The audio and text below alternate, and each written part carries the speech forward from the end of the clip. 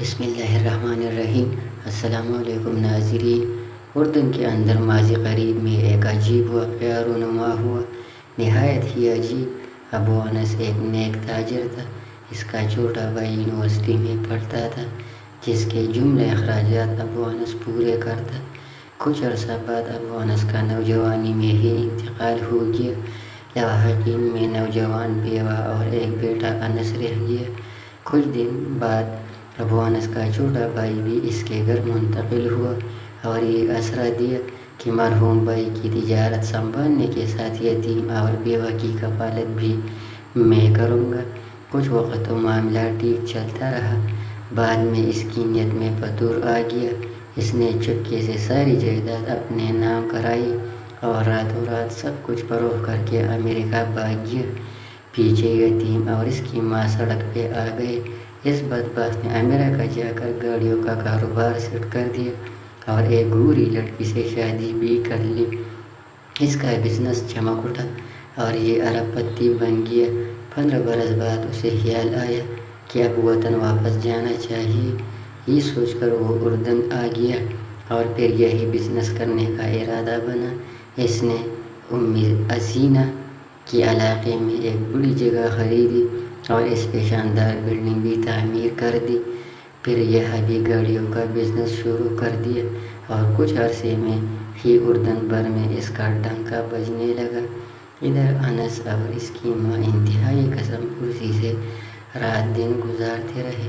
ایک خیراتی ادارے کے تعاون سے انس نے تعلیم حاصل کی اور اب وہ شادی کر کے نوکری بھی کرنے لگ چکا تھا۔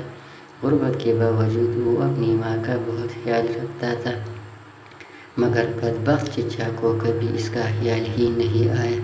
لیکن انس اور اس کی ماں کو سب معلوم تھا کہ وہ حرام خور واپس آ چکا ہے۔ ایک دن ماں نے بیٹے سے کہا کہ ہمت کرو، جب اپنے چچا کے پاس اور ایسے سے اپنے باپ کے مال کا کچھ حصہ مانگو۔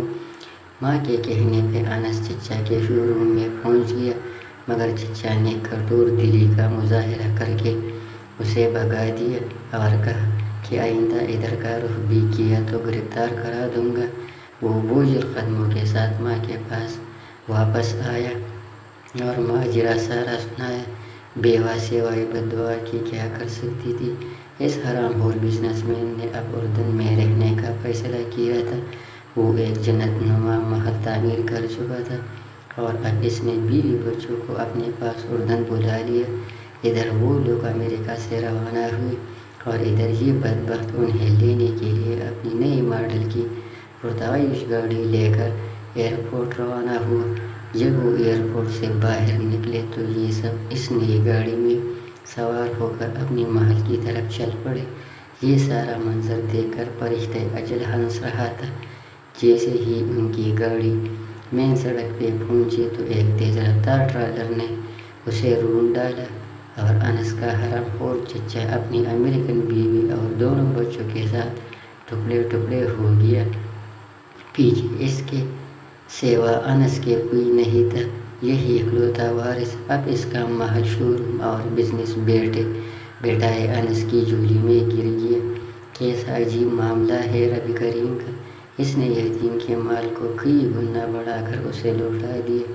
وہ مظلوم کی دعا ضرور سنتا ہے، اگرچہ اس کے ظاہر ہونے میں 15 برس بھی لگ جائے۔